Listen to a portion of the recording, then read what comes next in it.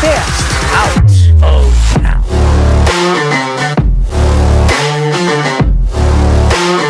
Does he help them win? You're under 500. Aaron Judge helps the Yankees win. You're paying the player $300 million. You better be sure that guy's going to help you get over the hump.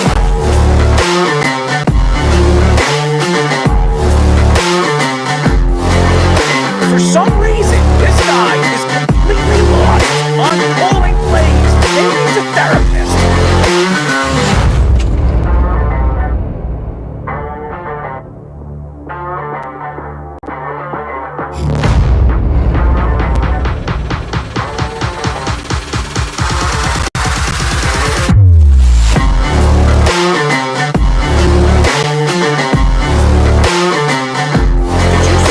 Jackson cried to the referee. No, he didn't.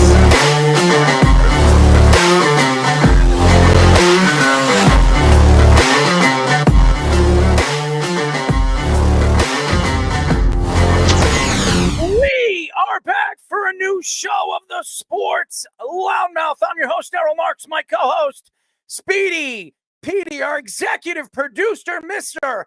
Aaron Fishman. No scoops tonight. 631-672-3108 is the number to call. Go to our website at www.worldwidesportsradio.com. Check out all our shows throughout the week, including the Loudmouth with me and Speedy Petey every single Mondays and Wednesdays at 7:30 p.m. All you have to do to tune in and check out our local listings for all our shows is go to our website at www.worldwidesportsradio.com. Ladies and gentlemen, I am excited to have a show tonight. And you know why? Because there's no more Bambi. There is no more Robert Saleh. And for all you Jet fans, you should be excited. I'm excited that we don't have to see just horrific coaching from the New York Jets. So I'm excited that Ulbrich is getting his first coaching opportunity, and maybe the Jets move forward at the end of the season. We'll have to see what this team is going to be moving forward, but very happy about that. Speedy, what's up, man? Well, I'm happy because Francisco Lindor just hit a grand slam, so the Mets now have a 4-1 lead over the Phillies. They can wrap it up if they can hold it for another 3 more innings. The Mets bullpen has been good. Let's hope it stays that way. I'm not surprised, and I did predict this was going to happen, especially Philadelphia going down in the game number 1. And usually when the Philadelphia Phillies go down in game number 1, which they have never won a series in the playoffs in their history, when going down after game number 1. So I'm not surprised. And the Mets look like they're going to the NLDS. I'm sorry, the NLCS. And it's good for the Mets and for all you Met fans because they didn't expect this. And usually with the Mets, you never expect it. In 2015, 2016, did you expect the Mets to go all the way to the World Series? No. This might be another year. New coach, new team, new GM, new president. And this team is completely different. Do you go into the offseason and go hunting? And I don't think they should. If this team is winning right now, you don't need to add too many pieces to be a contender. And again, the Mets could win the World Series this year. Why not? We've seen hot teams win. We saw the Texas Rangers win last year. Arizona made it to the World Series last year in the National League. So anything is possible. And who knows, maybe there is a Subway Series. Nobody knows, but the Yankees, they got to get through the Royals, and it doesn't look like it's going to be very, very easy, like I have said before this series started. Now they have to start hitting against Mets legend Seth Lugo. I know. Seth Lugo in 3 innings, he's only pitched 22 pitches. 22 pitches in 3 innings. So it doesn't look more good. in the first inning. I don't even think the Yankees got a hit. I don't even think the Yankees I don't even think they touched it. Well, Aaron Judge in the first inning got a piece of it. So yeah, that was hard. If Witt didn't, have an unbelievable catch, that probably is a single. But besides that, nothing's even come close. So the Yankees have not looked good at the plate, and the Mets have, and that's the difference right now. If you're a New York Met fan, at 9:30 we'll be talking to the Texas Rangers AAA infielder Jax Biggers. He will be joining us. We love Mr. Diggers, as he's digging away from the ditch. But very happy to have Jax on the show. It's a great name, by the way. Love that name. And we gave him the nickname Jacked Up Biggers last time. Jacked Up Biggers. Ooh, I love it. So we definitely got to get into it. But I just want to give a shout out to all the fans out there that reached out to me after the show. I think it was Monday. reached out to me and gave us a lot of good compliments. So I want to thank all the fans that reached out to our Yahoo, and I said I was going to give them a thank you. Thank you for the 3 messages, emails that I got telling us how great of a show that we have and one of the better shows right now, not only in the New York market, around the country. So thank you to the fans that wrote so many nice, over the last couple of months, written to me and said some nice, kind words. So thank you to the fans. Ian Rappaport reports that the Jets fired Robert Saleh and Jeff Ulbrich will be the interim head coach. Reports say that Saleh wanted to fire Nathaniel Hackett or get rid of the play calling duties from him before he got fired. Reports say that Ulbrich still could give play calling duties to Todd Downing instead of Nathaniel Hackett. Mike Greenberg said on First Take that the Jets will regret firing Saleh. What is he, on drugs? Woody Johnson said the decision to fire Saleh was his own and not Aaron Rodgers, as he believes Aaron Rodgers was blindsided. Rodgers said on the Pat McAfee show that he had nothing to do with Saleh's firing. Saleh's finishes as the New York Jets head coach, 20-36 in over 3 seasons of coaching for the New York Football Jets.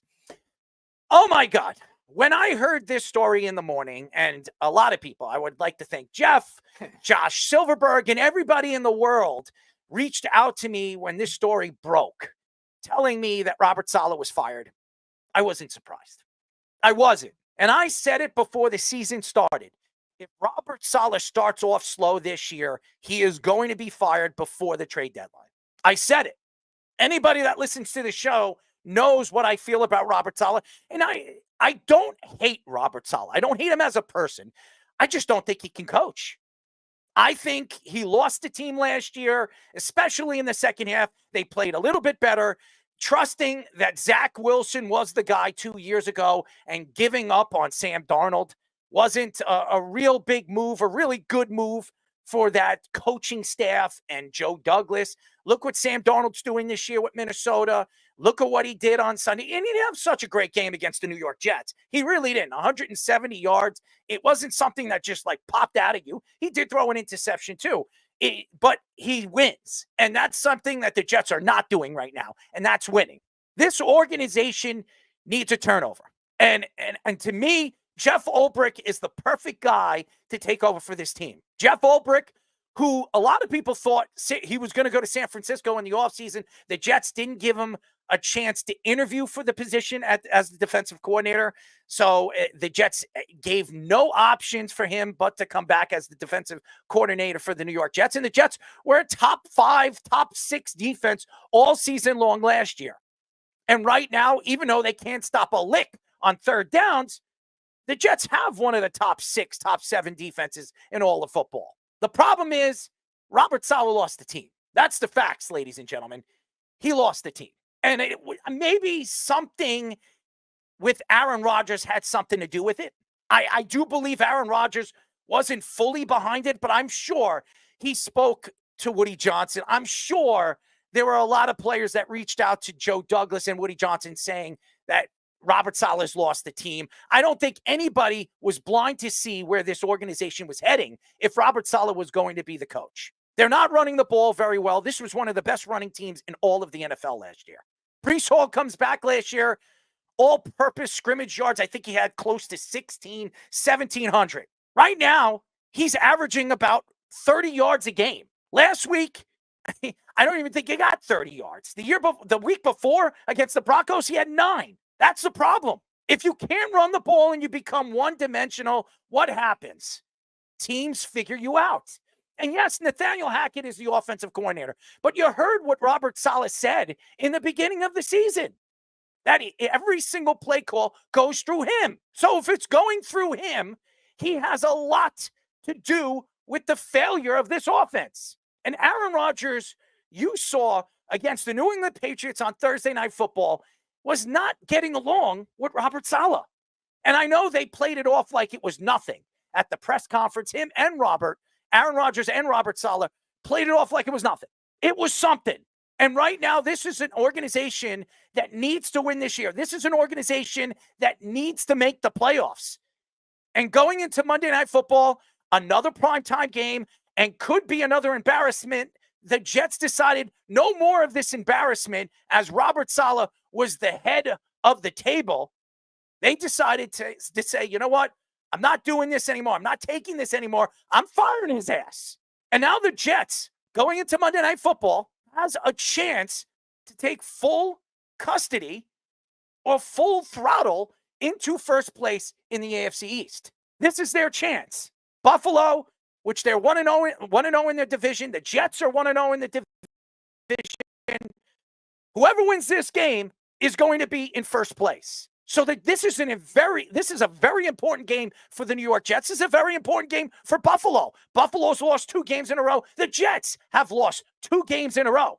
Both teams are trying to figure this out. And they're in a division where there's New England that sucks and Miami who doesn't have a quarterback. And this is a defense that's still elite, even though, like I said, they can't stop a lick on third downs. Offensively, they don't have an identity. There is no identity to this offense. Now, I don't know if Downing's taking over. I hope he is, because Nathaniel Hackett can't hack it. I said this over and over and over again. It doesn't matter who the coach is. If they don't figure out what is going on with this offense, they're not going to be a contending playoff team this year. As good as this defense could play, even though they make so many mistakes in the secondary, if they can't put the ball in the end zone, they are going to have problems all season long. And I don't want to hear that Aaron Rodgers is washed up. I'm so tired of hearing every single person speak about this guy like he can't throw the ball anymore. He can't move inside and out of the pocket and make plays. He's proven that he can. He's proven it. Now, he has to go out there and not open his mouth on the Pat McAfee show and show people up. Show that you have the ability to do what Aaron Rodgers has done in Green Bay. The success that you've had over the years as one of the most accurate quarterbacks in the NFL. Last week, it didn't show that. He threw 3 interceptions, 2 in the first half. Aaron Rodgers needs to be Aaron Rodgers if this team is going to compete in a very weak AFC. This is not a good AFC. The Kansas City Chiefs, yes, they're 5-0, but there's a very good chance as their schedule gets harder after their bye week where they can lose 2 games or 3 games in a row. They're not as dominant as they've been over the years. Even this defense is not as dominant as it was last year. They're beatable. The AFC is winnable. But if this team doesn't figure out what this offense's identity is, there's no chance in hell that they're going to be able to compete against these weak AFC teams. And what I mean by weak, when you watch Baltimore is not an offensive juggernaut, but they're putting up enough points, even though their defense isn't showing up week by week. Pittsburgh is not an offensive juggernaut, but their defense, when it's playing at the top of its game, is almost impossible to score on. You don't need an elite quarterback. The Jets have the running game. Braylon Allen can run the ball. Breece Hall can still run the ball. Why aren't they running the ball? Why aren't they running double backs in the backfield in some of these plays, on some of these plays? It makes no sense. Situational football, when you are an elite running team, and they can be, why aren't you using different running backs, different schemes with double running backs in the backfield? It's a big problem. And I'm going to tell you this right now. I don't know if 1 week with Jeff Ulbrich as the head coach, he's going to figure it out. But I think the team is going to play for him. I think that every single one of these players wanted Robert Saleh out. And this offensive line has not played well when it comes to finding holes for the running game. But pass blocking, they've been pretty good. This past week, Olu wasn't as good as he was when he took over for Morgan Moses, but he was good enough. Smith is still healthy, which is surprising. Tippmann needs to figure out how to hold the ball because he's had problems for the last 2 weeks. The game against the Broncos, he made some mistakes at center, and even the game against Minnesota, he had problems. Elijah Vera Tucker's played very well, and Simpson has played very well. Their guard play has been elite. They just can't find those seams where they can run the ball through them. They're going to have to do that in this game against Buffalo if they expect to win. And I'm going to tell you this right now. This offense, Alan Lazard got to stop dropping the ball. The route running has been horrible for the New York Jets. Mike Williams needs to be added more and emphasized more into this offense. When he is emphasized into this offense, he's making plays. The tight end play hasn't been as good as I thought it was going to be this year. For the first season, Jeremy Rucker, where he's playing a significant amount of time, he's not seeing the ball. Conklin hasn't seen the ball as much as I thought he was going to this year. This Haason Reddick thing we will get into in just a few moments. It definitely needs to be figured out. Are the Jets making a move for Davante Adams, who I believe is sitting out right now? I do not believe that Davante Adams is hurt like everybody says he is. I think he's sitting out and waiting to be traded. He doesn't believe in the Raiders. The Raiders look like they're going with O'Connell. All of a sudden, with the whole Gardner Minshew, I thought Minshew was a good fit for them. Now they're going with the young kid again. I don't understand it. Makes no sense. Stuart Schweigert's boy. I think right now, if the Jets are going to make this move, they're making this move because they believe that this can change and open up the offense for Garrett Wilson and the running game. They need Davante Adams as much as Davante Adams needs the Jets. Yeah, and you look at the way that the Jets offense has been built for the last couple of years. They've been a lot more prevalent on using those three receiver sets, or at least trying to. They just had the bad quarterback play. But now you have somebody like Aaron Rodgers, and they're still not being able to use those three receiver sets accordingly to make that kind of thing work. And you're right about the two running back thing. It's definitely something that maybe Todd Downing is going to emphasize more if he starts taking over these play calling duties. And that kind of thing, they have to ride the hot hand with if Braylon Allen continues to play well, especially like Fish was discussing a few weeks ago when Braylon Allen is on the goal line. He's the bigger back. Run with him. Like those kinds of things are very easy coaching adjustments that you did not see Nathaniel Hackett make, and you didn't see Bambi Saleh, who's now fired, make. And yeah, it was a move for Bambi that I think had to be done at some point, because if the Jets got in more of a tailspin, whether they beat Buffalo or not, it would have been tough anyway. But still, like, you can't get embarrassed on Monday Night Football again, and that kind of thing. You needed a coaching change, a new voice. The three coaches we were thinking at the start of the year that could get fired. Saleh was one of them. Matt Eberflus, who still struggled this year, and Dennis Allen, who's been okay. But Eberflus has played. His team's played better under him over the last couple of weeks. For now, and yeah. Caleb Williams is starting to play at the top of his game. And if Caleb Williams is starting to develop, Eberflus will keep his job. It all matters about the development of the young quarterbacks. And Aaron Rodgers is not a young quarterback, but Robert Saleh wanted Aaron there. He wanted him there. Depending on what was going on and off the field so far this year, I don't know. But what I've seen so far with this team is trust. And I don't think Aaron Rodgers trusted Robert Saleh as the head coach. Now, is everybody going to blame Aaron Rodgers for the firing? Of course they are. He's the leader. He's the quarterback. He's the guy that everybody is looking to offensively, and he has not produced yet this year. He looked good with New England, and everybody thought it was going to be a great transitional game. It hasn't been a transitional game. He didn't look good against the Broncos. He didn't look good against Minnesota in London. So the Jets are going to have to figure out what this offense is going to be with Aaron Rodgers. But again, I think with a new coach, a new interim coach, and a trust in that coach now, because I know a lot of the Jet fans were so very much behind Robert Saleh when the season started. And a lot of people still like Robert Saleh. The Beef reached out to me today and told me that the Jets made a big mistake.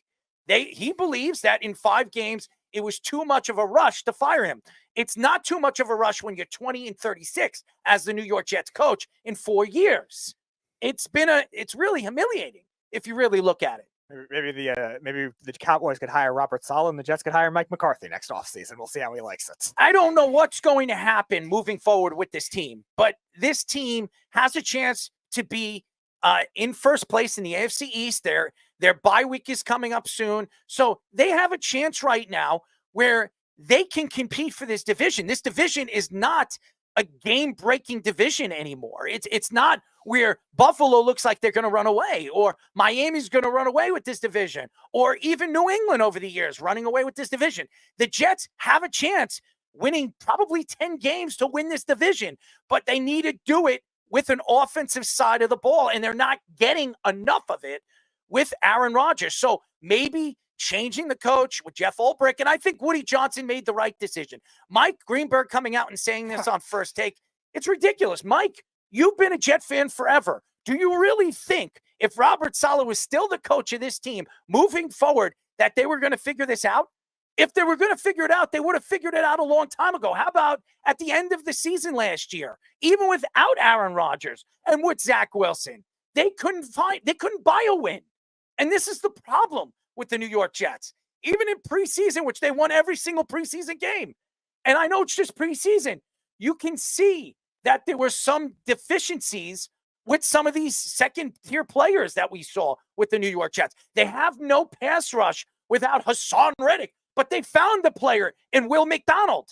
Now, say whatever you want right now. The problem doesn't lie with the pass rush, as much as everybody thought it was going to after losing a guy like Jermaine Johnson. It hasn't been, because Will McDonald has stepped up. He's got 6.5 sacks. He's, tied for 5th right now in the league. He's a young player, second-year player. Nobody would have thought that he was going to pick it up as fast as he has. So it's not really the pass rush, and they don't need to really rush in and try to go after Haason Reddick, even though Woody Johnson wants to figure this out as soon as possible. What they need to figure out is, where is this offense? Who is going to lead this offense to a contending offensive juggernaut that we thought that this team was going to be this year? We thought Breece Hall was going to be a top 3 offensive player this year. We thought Garrett Wilson was going to have 1,600 yards. He hasn't even broken 300 yards yet in 5 games. So it is definitely worrisome if you're a New York Jet fan when you see there's no chemistry on the football field. Now, Devontae Adams could really change that, because him and Aaron have the ability to work together, and you could move then Garrett Wilson into that every down slot receiver where he can run those routes and be a lot more aggressive on the offensive side of the ball. But until that happens, the Jets needed a change, and I think Jeff Ulbrich was a slam dunk right now, as far as I'm concerned, because I did not think Bambi was the answer. Yeah, and Jeff Ulbrich's going to have to do a lot of things if he wants to be able to hold on to this job at long term, too. Obviously, you're right. They have to get to probably 10 wins to be a playoff team in order to get there, whether they win the division. I don't even think he takes over this Jets job, even if he gets this team in the playoffs. Maybe not, but even so, they have to. They're bringing an offensive coordinator to take over this team. They're not going defense this time. Yeah, that's why I'm saying, I think they need to establish a culture now with a guy like Jeff Ulbrich to be able to do that. Try to get rid of the stuff that Robert Saleh was emphasizing. And all those coaches I mentioned before, all those guys have had issues with the team culture in the past, too. Dennis Allen's probably been the best one of the 3, but Eberflus, there was the issue last year with Justin Fields, and Robert Saleh, there's been issues galore, taking receipts, sticking up for Zach Wilson, then slamming Zach Wilson, and then a bunch of other things. It doesn't need to happen this way. The Jets have to avoid that kind of drama, and they have to avoid that kind of thing with Nathaniel Hackett, too, because otherwise that can get out of hand quick, as we discussed with the Giants, too. The Giants had 3 different play callers, didn't really work for them, and the Jets can't avoid that rabbit hole. Robert Saleh was the guy that said, all right, I want to have 4 different play callers this year. Hopefully Jeff Ulbrich sticks to 1. And I think he will. I don't know if it's going to be Downing. I don't know if it's going to be Nathaniel Hackett. Maybe it's Aaron Rodgers. Maybe Aaron Rodgers will take over the offensive play calling. I don't know. But all I want to see is this team actually play for their coach. They haven't played for Robert Saleh, and it's been a huge problem right now for this team. And I do believe that Robert Saleh lost this team before the season's end last year. So it's good news if you're a Jet fan and you expect this team to be contending for at least a playoff spot, or maybe a Super Bowl, maybe contending against the Chiefs. If there's any year that a team is vulnerable as they've been Super Bowl champions, the Kansas City Chiefs back-to-back years, it would be the Chiefs. They're vulnerable. They're not the same team they were over the last couple of years. And I don't care what anybody says. Patrick Mahomes is not the same quarterback, maybe because of the talent around him, as he has been over the years. There is a beatable thought and a beatable look to this team. And even though they're 5-0, and yes, they're 5-0, we've seen this before with the Kansas City Chiefs. We've seen this with Minnesota over the years. We've seen this with different teams where they're barely winning games, and then they go into the playoffs and they walk into a team that's hungrier than they are, and that's going to beat them. Eagles last year, a good example of that too. They were 10-1, but their point differential was horrible. Minnesota was 13-5 when they played the Giants. They were a juggernaut. They were the best team. They were arguably the best team going into the playoffs from the NFC, and they lose against the Giants. Yep, Daniel Jones with his 300-yard game with nobody to throw to. Speaking of Daniel Jones, let's bring our Giants fan in, Mr. Fish. I'm sure it won't surprise you that I had him on fantasy that year in the finals and didn't start him in favor of Trevor Lawrence, who did absolutely terrible, and it cost me the finals. And I would have won by like 20 if I started Daniel Jones. That's where I'm at with him. We'll talk about him another time, I'm sure. Guys, I don't understand this move. I understand it because Saleh is terrible, but I don't understand this move right now. This is about the offense, not the defense. How does this move fix the offense? If that's the issue that with the team, how does getting rid of the defensive-minded coach fix the offense? He was apparently 2 hours before they fired him. He was removing play calling duties from Nathaniel Hackett. So all of that's up in the air. Now we have to decide who's going to do it with a first-time ever head coach who's never been more than a defensive coordinator, taking over on an interim basis with a makeshift staff of guys he didn't pick. How is this going to work? Especially with Aaron Rodgers, with having the ego that, his way is the right way with whoever comes on it. It's going to have to be Rodgers running the show. And let's face it, he doesn't have the physical tools that he used to have, and he's calling stuff that might not work. Well, look, maybe they make a more creative system without, Saleh in there or something like that he wasn't allowing, or maybe he was overruling things. We don't know. We're not in there. But I'll tell you what I'm worried about is this is not going to be something that gets fixed by firing the defensive first head coach. You're not bringing in an offensive guy. It's another defensive guy, and nobody trusts the offensive guy. I don't think that matters right now. They need to get another voice in that locker room. And Ulbrich is really a yes man, sir. He's a yes man guy. Is this look up? Is this going to be a run? Is this going to be a run? Does Soto get? Yep, he's going to get a run. The Yankees are up 1-0. Aaron Judge still can't get a hit. Giancarlo Stanton delivers. By the way, for all those Yankee fans that couldn't stand Giancarlo Stanton, he's been, Mr. Playoff for the Yankees over the last couple of years when he is healthy. So big time double for Giancarlo Stanton. We'll see if they can hold up. It is Clark Schmidt, so it's not Garrett Cole. It's not one of their top pitchers. But getting back to what you were saying, I think this is a good move for the Jets because they need another voice. The locker room right now didn't believe in Robert Saleh. And yes, he's a defensive coordinator, and you would have thought, hey, maybe they give the reins to Downing, maybe letting him take over because he's an offensive mind. The thing is Ulbrich was going to get a coaching job at the end of this season anyways. He was interviewing for coaching jobs before last year. So it's not like he's not qualified to become a coach. Now, he didn't expect to be the coach this season, but nevertheless, he's got his chance now to prove himself that he can coach these guys. And I think he's qualified. I think that this team will follow him right through for the rest of the season. I worry that a lot of people are just pointing fingers right now at this team because of Aaron Rodgers. This is not Aaron Rodgers' fault. Now, again, Aaron Rodgers has not been Aaron Rodgers like everybody thought he was going to be.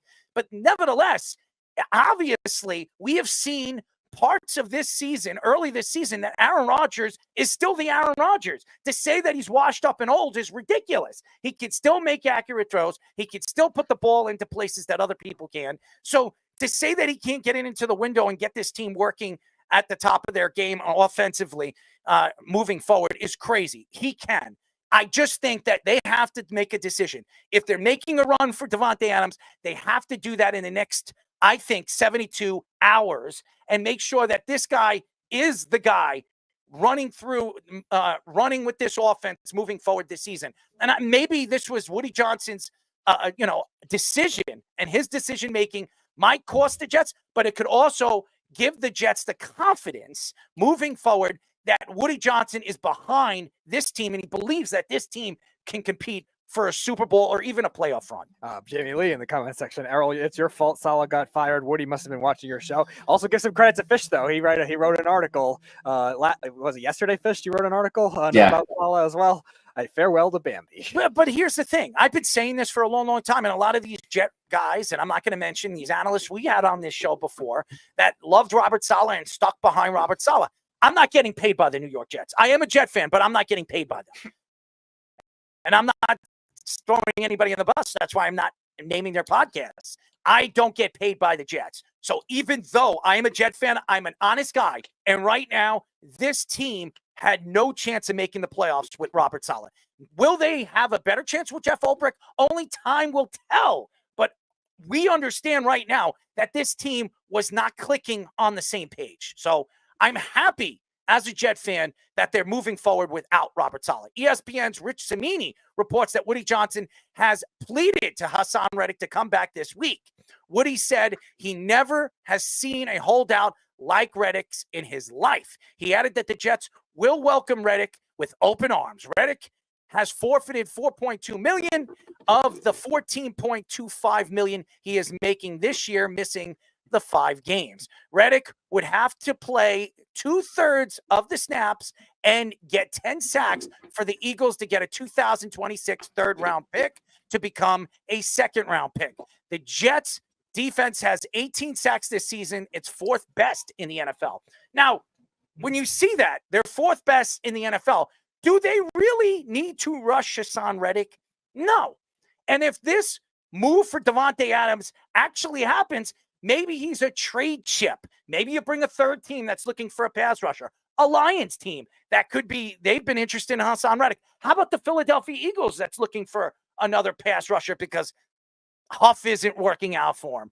Maybe another team that's looking for another guy to add to that line.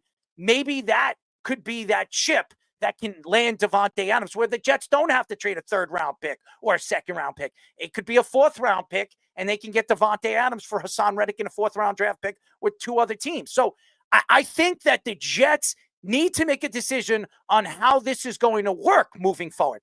Haason Reddick there, Haason not there. I don't think it makes a difference. This team is an elite defense. This is an elite defense.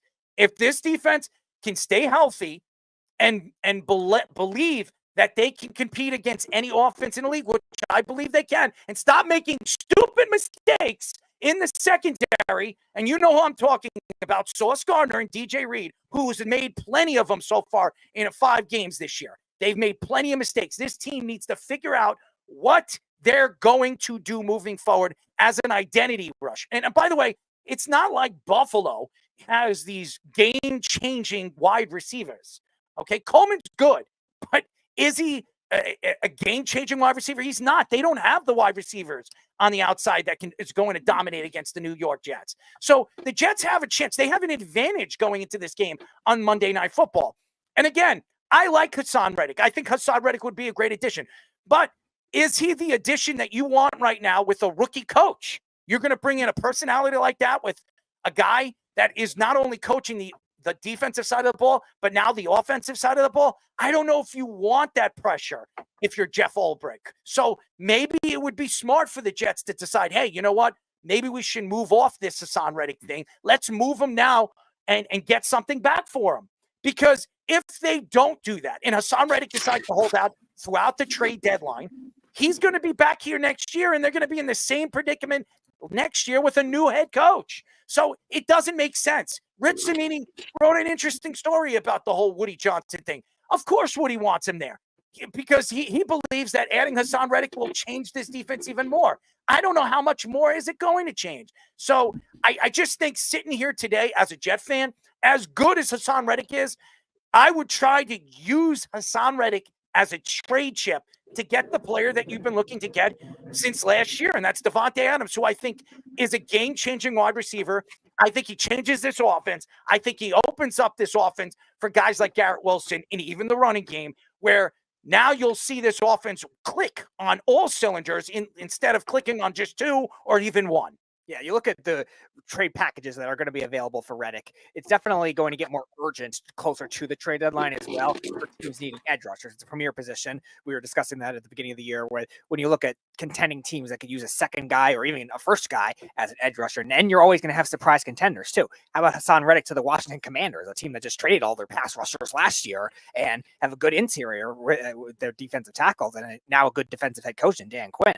There's going to be options like that available if anyone gets hurt for whatever reason on a contending team. So that's where Haason Reddick, we were talking about him having the leverage maybe 2 months ago, but I think he's lost a little bit of it now because the Jets still can sack the quarterback. They still get pressure on the quarterback. And most of the Jets' issues on defense has not come because of that. The Jets have had a good red zone defense and the Jets have had a good pass rush, but you're mentioning third down has still been a question. And that's not going to make a difference with Haason Reddick. No, because Haason Reddick is also a stand-up linebacker now joining a new scheme.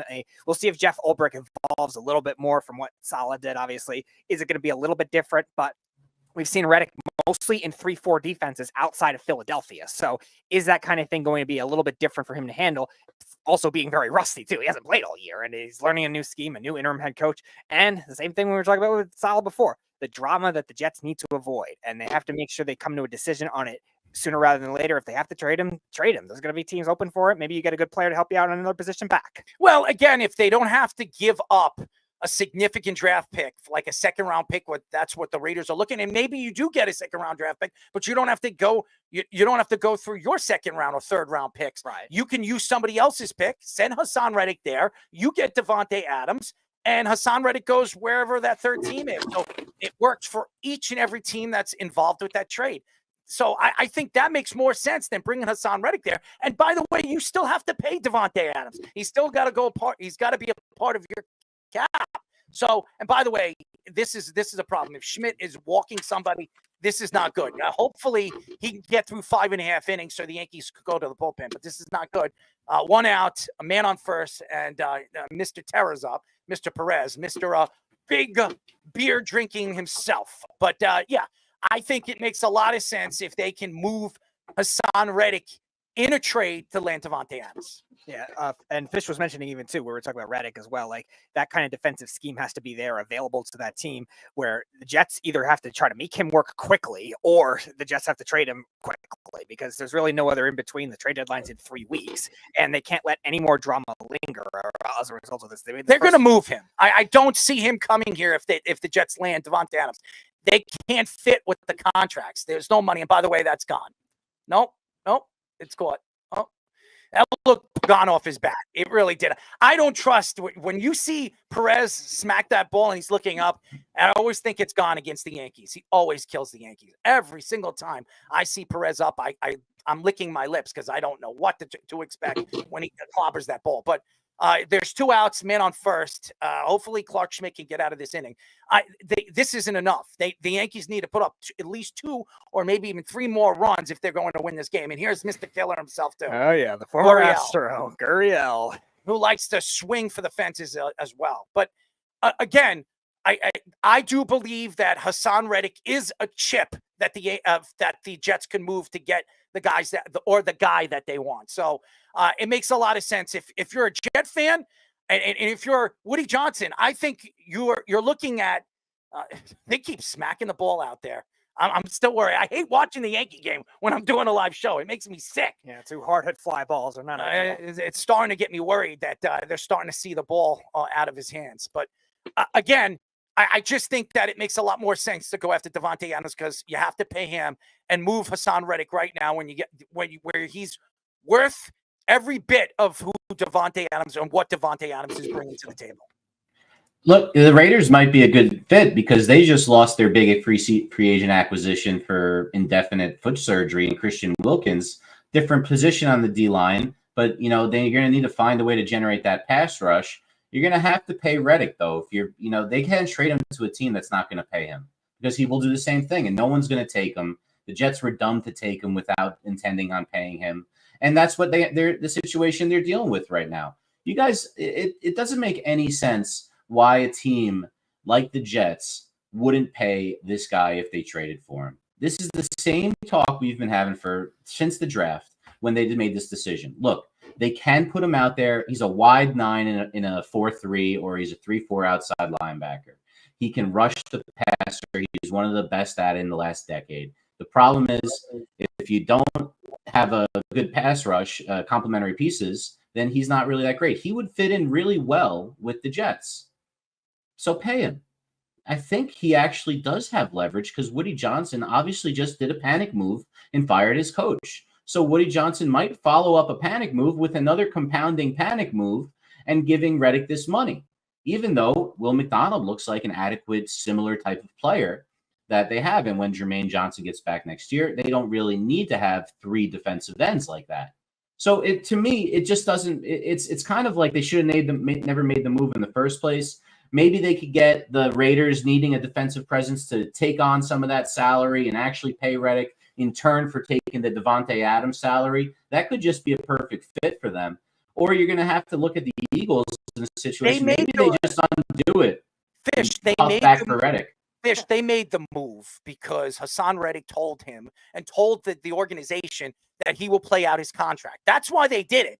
That's the only reason why they did it. I know everybody wants to point their finger at Joe Douglas, that it's Joe Douglas's fault. He was told by the agent and Haason Reddick that he will play out his contract and they can negotiate a deal before the trade deadline. It didn't work that way. He wanted a deal before the season even started. He didn't even show up to camp. It's a big problem. And I just don't think you want to bring this problem into the locker room right now with a rookie coach who's getting his first opportunity as a head coach in the NFL. I think it's a bad move. I think Devontae Adams makes a lot of sense. He's a team leader.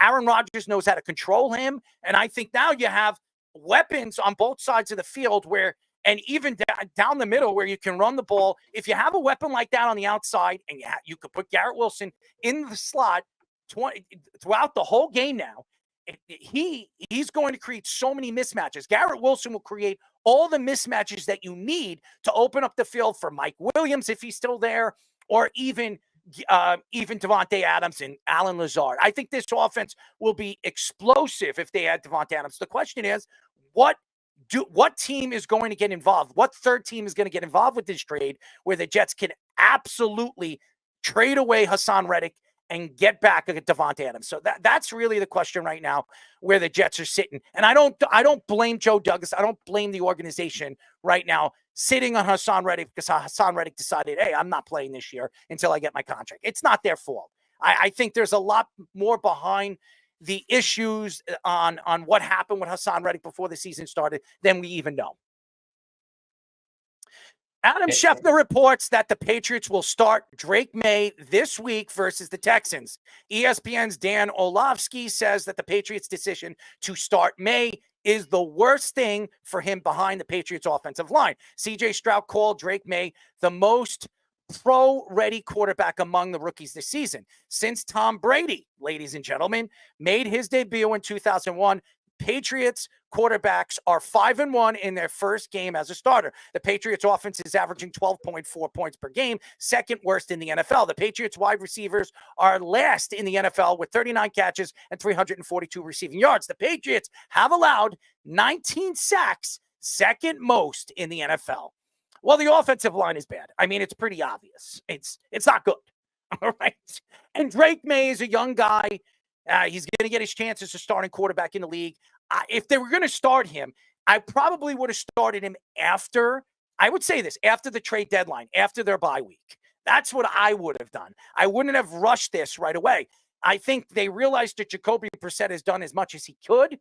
And now the organization, as the organization is starting to grow with a new coach, wants to figure out what Drake Maye is. Is Drake Maye going to be this team's future quarterback? I don't know if you're going to know that this year, but we'd like to see this kid throw the ball, like to see what he can do inside and out of the pocket as a starting quarterback, as a young quarterback that has a tremendous arm that we've seen in college for Carolina.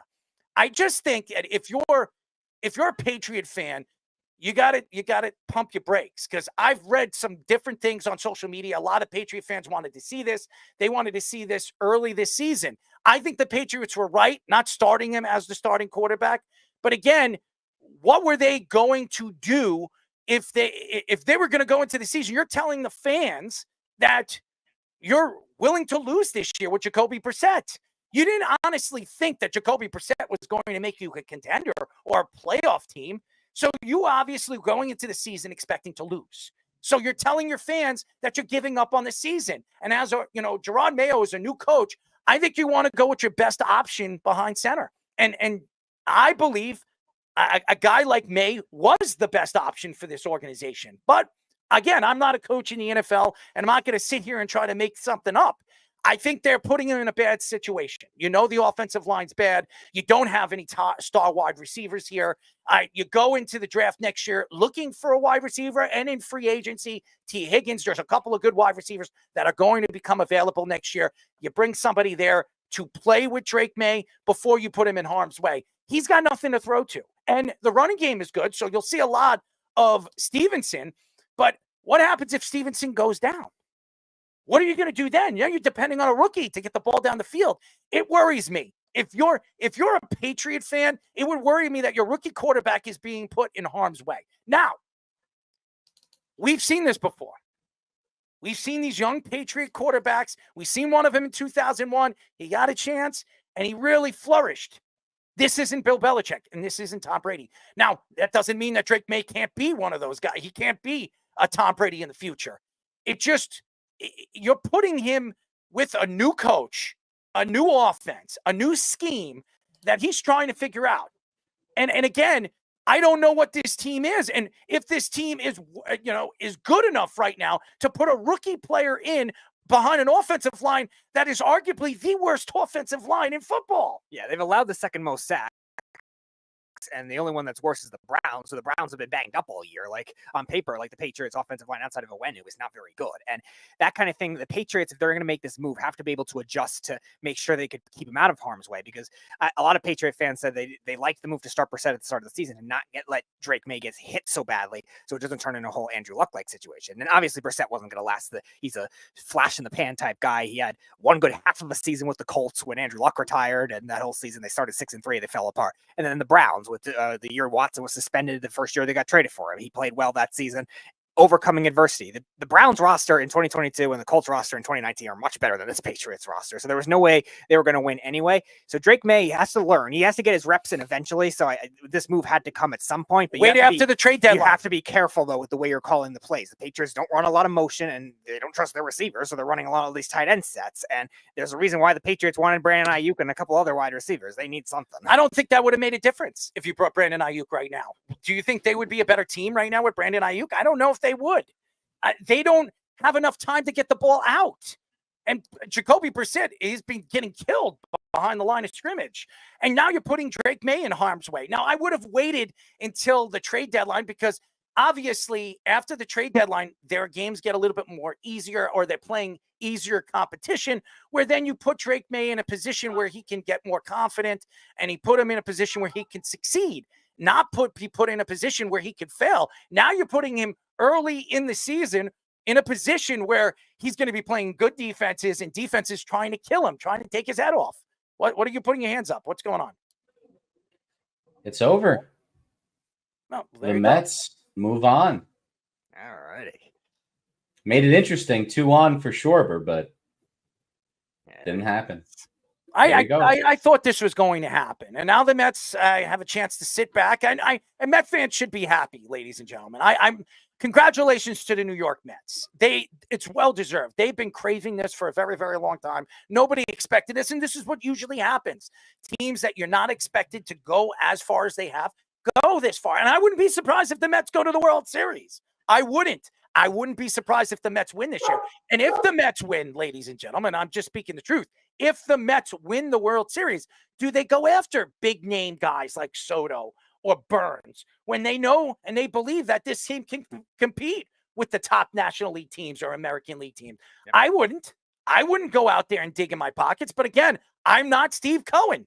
But we'll get into the Mets a little bit later in the show. Yeah, look, I'll just say this about Brissett. There's not a lot of quarterbacks in the league that could have played behind that kind of a line. We've talked about it with Daniel Jones as Giants fans for the last few years. When the line can't block basic things like stunts, where they can't protect for downfield plays, there's no chance of pushing the ball downfield, even if you got a quarterback with an arm. I would argue Brissett doesn't really have, the great on the roll looking downfield type of skills that you need to play behind this type of a line. And it showed. They just had no offense whatsoever.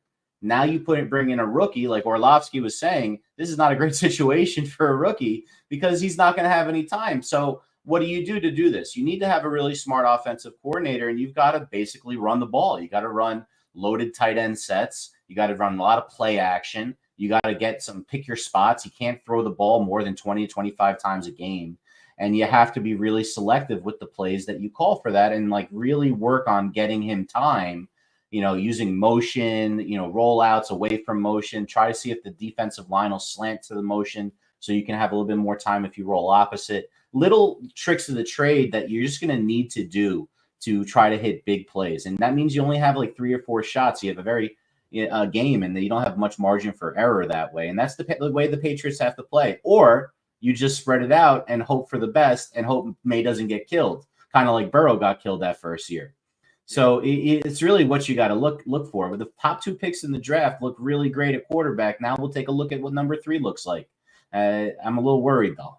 Yeah, and I compared it at the time when we were talking about Drake Maye, when he wasn't the name of the starter at the time, to the rookie year with Josh Allen. Josh Allen had Robert Foster and a overweight Kelvin Benjamin to throw the ball to. They had LaShawn McCoy there, but still, like, they didn't have much other weapons at that time. Now, their offensive line was better than the Patriots are currently, but still, like, they let Josh Allen be him and still be able to test it out that way. And I think Drake Maye getting that kind of chance to at least show that he has the adversity factor to do it, because I think he's not raw and he has good talent. I think he has enough time to learn. I don't think he's as raw as Patriots fans are making it out to be in the preseason. So this is your chance to learn that kind of adversity, make good players out of these weapons. I also think that if you're a Patriot fan or you're a football fan, you want to see what Drake Maye can do on a football field. We've seen him in college. He's fantastic. He's got a fantastic arm. He's sensational, what we've seen over the last couple of years in college football. But again, the NFL football fields is a lot faster. It's a lot different. And the Patriots believed in him. A lot of teams, I know the Giants were trying possibly to move up to get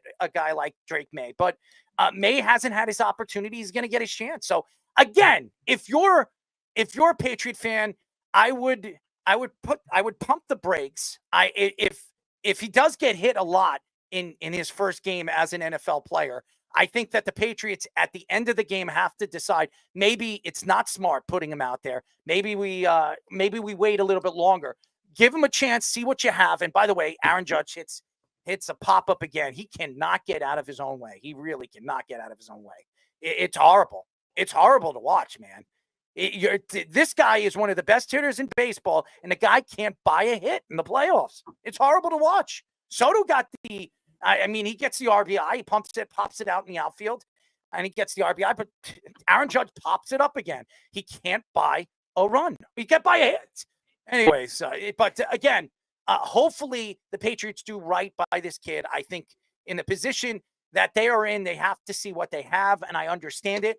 But again, you don't want to put him in harm's way where he's going to fail. And then, 2 years down the road, you're going to be saying, well, we made a mistake at number 3. We're going to have to start looking for another quarterback in the top 5. Go ask the Jets. Go ask the Browns. Cardinals. Go ask Arizona. Go ask half the teams in the NFL that have failed to find a quarterback in the top 10 in the last 10 seasons. It's really horrible when you look at the statistics. It's not good. So I'm not saying Drake Maye is going to be one of those guys, but it is worrisome when you've seen over the last couple of years these great arm quarterbacks come out of the draft. AK, by the way, yes, Josh, the Mets win, and let's go Mets. Good for you. I'm happy that the Mets won, but again, this is the perfect year. All the Met fans sitting there and saying, we're going to go after this guy and we're going to go after that guy. Maybe you need to pump your brakes at the end of the season. Win or lose coming out of the NLCS, I wouldn't go out and dig in your pockets and spend the money for Soto, Burns, or any of these guys if you think that you can win with the roster that you have and you just need to get a piece and the other piece there and here to win what you have. And by the way, all those Met fans that gave up on Pete Alonso, are you giving up on him now? Are you? I'm just asking you, are you giving up on him now? Because he's done pretty well in the playoffs every single year he's been in the playoffs. So I don't know. Don't give up on Pete Alonso and actually pay the dude. ESPN's Mike Reese reports that the NFL has put Jabril Peppers on the commissioner's exempt list after being arrested. We're not talking Mets, if that's Josh. Being arrested Monday for possession of cocaine and assault charges. Reports say that Pepper strangled his girlfriend and had a violent altercation with her. The police report says that Peppers hit his girlfriend at least 6 times and choked her. Peppers will have another hearing on November 22nd, and the NFL is not expected to let him come back until then. The NFL league office also said there's been less arrests in the NFL ever since Ray Rice's incident. There have been only 38 total arrests last year compared to 74 in 2014. But there have been more domestic violent incidents now than there have ever been. I mean, right now the NFL has a big problem. They have a huge problem. They don't know how to control these players. These are multi-millionaire players. These guys are making millions and millions of dollars. They're the best players in the world. They should be happy that they're playing professional football in the NFL and they have a chance to make millions and play in front of thousands upon thousands of fans. But they're not. Because everybody keeps bringing up the Ray Rice thing. Ray Rice has been a good Samaritan since he's done that. He's been raising money for women's awareness and protecting women's rights. I mean, he's done all these different things. What has Greg Hardy done? He's fighting in the UFC after he got another extension by the Dallas Cowboys after doing what he did to his girlfriend. It's been a problem over the last couple of years with the NFL. Kareem Hunt, he's still playing in the NFL. He goes back to Kansas City, ladies and gentlemen. This guy kicks a woman, beats a woman up. It's taped, just like Ray Rice. TMZ got it. He's still playing in the NFL. It doesn't make any sense. Now you have Jabril Pepper. He's not Peppers. He's not the only one that sniffs cocaine. He's not the only one that smokes weed. He's not the only one that beats up women. Rice, this offseason, look what he did. He beat up a photographer. He ran a stop sign going over 100 and some odd miles per hour and almost kills somebody, totals his brand new car, and goes to a club that night. The NFL didn't suspend him because he's part of the Kansas City Chiefs. This is the problem. Ownership, Roger Goodell, need to figure out what is going on with these players on and off the field. And if there needs to be a curfew and they got to be treated like kids or NCAA players, then so be it. If you want to make that kind of money. You can't control your players. That's a problem. If you have to be a drill sergeant, then so be it. I don't understand this. I can't understand why the NFL hasn't figured out a way to control these. Now, obviously, they're grown men. You can't control grown men all the time. It's just impossible. They have their own situation. By the way, what are you doing, Volpe? I mean, what are you throwing at? It's ridiculous. They have to figure out how to demand these players to do the right thing when the season is going on. Whatever they do off the field after the season, they'll the community, the county, or wherever they live, the city will have to deal with them. And then if you want to obviously suspend them for all the things that they do off the field, then so be it. You take some money away from them. But right now, the league, these players, the league doesn't know how to control them. It doesn't matter what position they are. They could be a quarterback, Ben Roethlisberger. They can be, I don't know, a safety, Jabril Peppers. They could be a corner or a safety like Thomas. Or you can be a placement kicker in Brown. It doesn't matter what position they play now. They're beating up women. They're threatening people. They're doing drugs. There's no control. There's no control. And yes, I am going to scream on the mic. For all the fans that tell me, what do you do? All you do is scream? Absolutely scream. Because guess what? The NFL needs to listen. And maybe screaming will sink it into their heads on what they're not doing that is setting this league apart from all the rest. Everybody Everybody keeps talking about the MLB with the steroids era or all the other stuff, the sticky stuff, the substances that they have. Nobody gives a crap about that. That's not going to hurt somebody. That's not going to kill somebody. That's not going to put somebody in harm's way.